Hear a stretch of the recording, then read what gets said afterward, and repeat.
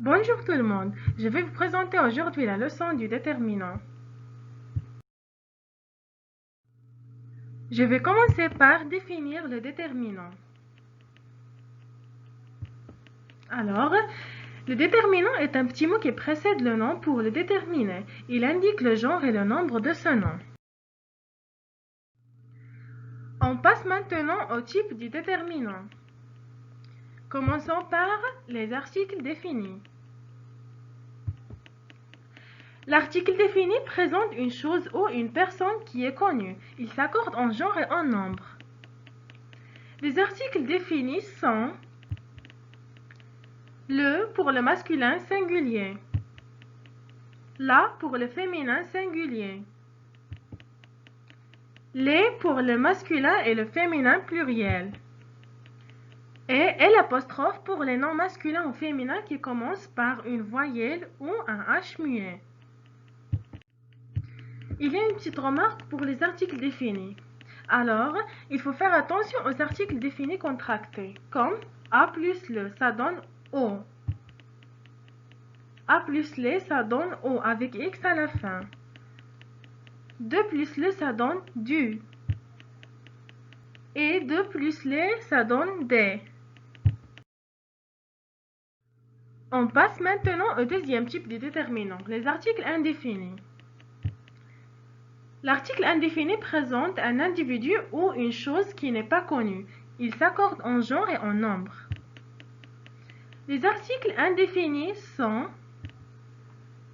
1 pour le masculin singulier, 1 pour le féminin singulier, des pour le masculin et le féminin pluriel.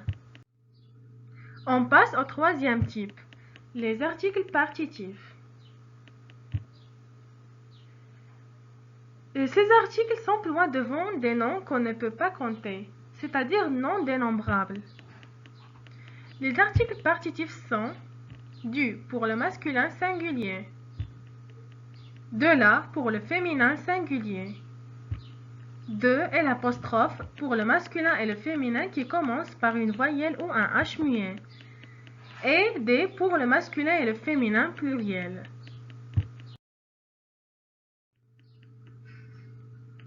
Maintenant, on passe au quatrième type, les adjectifs possessifs. L'adjectif possessif est un déterminant qui indique l'appartenance à une personne. Il s'accorde avec le nom en genre et en nombre. Les adjectifs possessifs sont les suivants. Voici un tableau qui résume les adjectifs possessifs. Lorsqu'on a un seul objet pour un seul possesseur, on utilise mon, ton et son pour le masculin et ma, ta et sa pour le féminin. Lorsqu'on a plusieurs objets pour un seul possesseur, on utilise mes, tes et ses pour le masculin et le féminin. Lorsqu'on a un seul objet pour plusieurs possesseurs, on utilise notre, votre et leur pour le masculin et le féminin. Et lorsqu'on a plusieurs objets pour plusieurs possesseurs, on utilise nos, vos et leur pour le masculin et le féminin. Voici une remarque. Les adjectifs possessifs mon, ton et son peuvent s'employer avec les noms féminins qui commencent par une voyelle ou un muet. Le cinquième type de déterminant, c'est l'adjectif démonstratif. L'adjectif démonstratif désigne quelque chose que l'on montre. Les adjectifs démonstratifs sont ce pour le masculin singulier, cette pour le masculin singulier des noms qui commencent par une voyelle ou un H muet, cette pour le féminin singulier, et c'est pour le masculin et le féminin pluriel. Maintenant, les adjectifs indéfinis. L'adjectif indéfini indique le nom qu'il précise d'une manière vague et générale. Il s'accorde en genre et en nombre.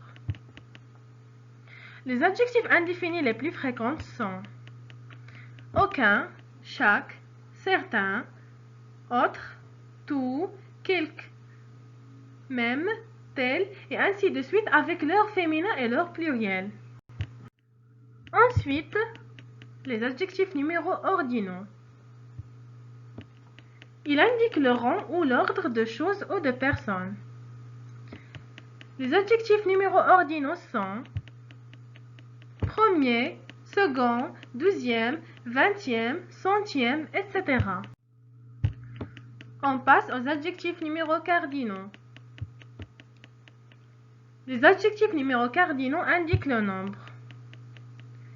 Ces adjectifs sont les suivants: 3, 5, 10, 20, 50, 1000 et ainsi de suite.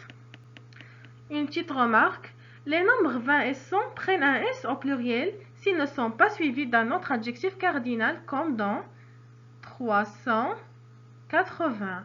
Si on a par exemple 304, 100 ne va pas prendre un S à la fin. Et si on a 85, 20 ne va pas prendre un S à la fin.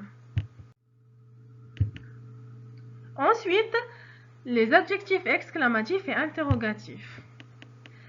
Les adjectifs exclamatifs s'emploient dans les phrases exclamatives pour exprimer une surprise ou une émotion. Et les adjectifs interrogatifs s'emploient dans les phrases interrogatives pour exprimer une question. Les adjectifs exclamatifs et interrogatifs sont quel pour le masculin singulier,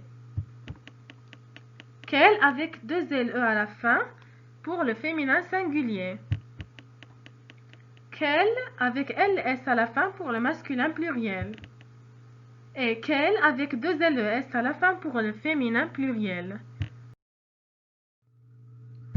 N'oubliez pas de vous abonner à ma chaîne et activer la cloche et cliquez sur le bouton j'aime si vous avez aimé la vidéo et à une prochaine vidéo si Dieu le veut.